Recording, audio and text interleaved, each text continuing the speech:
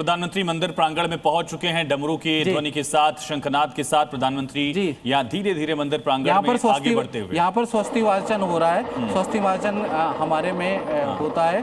ओम स्वस्ति न इंद्रो बृहस्पतिर्वाः स्वस्ति नः पूषा विश्ववेदाः स्वस्ति नस्तारिक्षो अरिष्टनेमि स्वस्ति नो बृहस्पति ददातु पृषदश्वा मारुतः प्रेष्णि मातरा शुभं यावानो विदथे गुजगमया अग्निजिह्वा मानवः शूरचक्षुषो विश्वेनो देवा अवसागमन्य भद्रं गणेभिः शृणुयाम देवा भद्रं पक्षे माक्षभिर्जत्राः स्तरे रङ्गे तुष्टवागुं सस्तनुभिर्व्यसेमहि देवहि जदायुः शतमिन्नु शरदो अन्ति देवा यत्रा नक्षत्रा जरसं तनु नाम पुत्रासो यतर पितरो भवन्ति मानो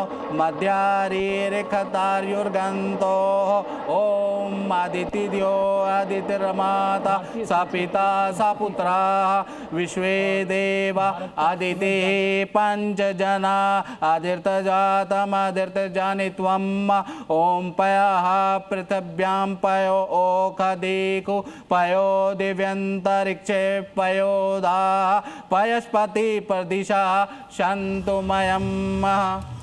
ये इस प्रकार का स्वस्ति वाचन होता है। कुंभ अभिषेक और साथ ही शिखर अभिषेक की महत्वता आप बता रहे थे। हाँ जी, जो मैं आपको बता रहा था कि जल से ही जीवन होता है। तो हमारे रोजमर्रा के कार्य में भी जल का बहुत महत्व है और पूजा पाठ में भी जल का महत्व है। जैसे शिव जी की पूजा होती है तो आप क्या करते हैं कि जल का अभिषेक करते हैं। शहद में भी अभिषेक तो देखते हैं कि शिवलिंग का अभिषेक किया जाता है, रुद्र अभिषेक किया जाता है, अलग अलग तरह के अभिषेक। शिखर अभिषेक क्या है?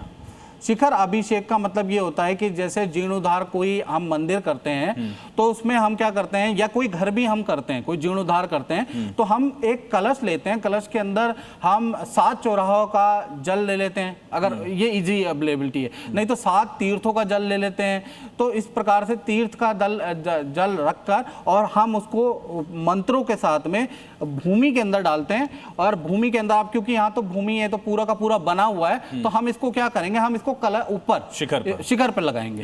तो उससे क्या होगा कि पूरा का पूरा जो वातावरण है वो शुद्ध हो जाएगा। जो भी नेगेटिविटी है, जो भी अशुद्ध है, क्या होता है जब हाथ अशुद्ध होता है तो हम क्या करते हैं, पूरा मंदिर है वो भी एक जीवंत देव की तरह ही माना जाता है। हाँ बिल्कुल। देखिए, जब भी अशुद्धि को शुद्ध करने का रामबाण क्या है, हम हाथ धोते हैं ना, जल से ही हाथ धोते हैं। तो इसी प्रकार से किसी भी प्रकार की घर की अशुद्धि, शरीर की अशुद्धि या किसी भी इमारत की अशुद्धि, क्योंकि मंदिर तो कभी अशुद्ध होते ही नहीं है, मंदिर में तो साक्षात प्रभु होते हैं। इमारत में जगह जगह पे हाथ लगते हैं। तो ऐसे में क्या होता है, उसकी शुद्धि के लिए हम क्या कर रहे हैं कि जितने ज्यादा तीर्थों के जल लेकर अगर उसको स्थापित उसको एक साथ संग्रह किया जाए और एक कुंभ, एक कलश बनाया जाए और उसको रख दिया जाए तो क्या कहना है। ठीक ठीक। अमन गिरी जी भी लगातार जुड़े हुए हैं, आप तस्वीरें भी देख रहे होंगे। अमन गिरी जी, अगर कहें कि सोमनाथ हमें सिखाता है कि आस्था को कभी मिटाया नहीं जा सकता, मंदिर जरूर तोड़े जा सकते हैं लेकिन विश्वास नहीं तोड़े जा सकते, और शिखर गिराए जा सकते हैं लेकिन उसके बाद जब फिर उसका पुनर्निर्माण होता है तो वो पहले से भी ज्यादा भव्य होता है। मैं उन सब आक्रांताओं को और आज के समय में देश के विरुद्ध और देश के विरुद्ध सोचने वाले और काम करने वाली शक्तियों को भी दिखाना चाहूंगा कि भगवा में सिर्फ आज भारत ही नहीं, पूरा भारत की राजनीति भी भगवा में होती हुई जा रही है।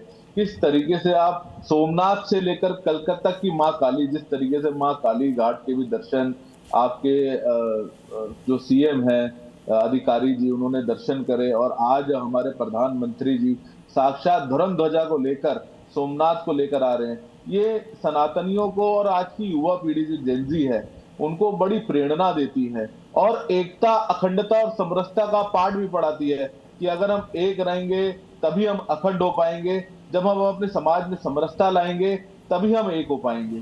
तो ये जो सूत्र है ये प्रधानमंत्री जी मोदी जो है हमारे पूरे भारत देश के एक एक नागरिक के बीच में फैला रहे हैं और ये बहुत ही अच्छा है। ठीक है।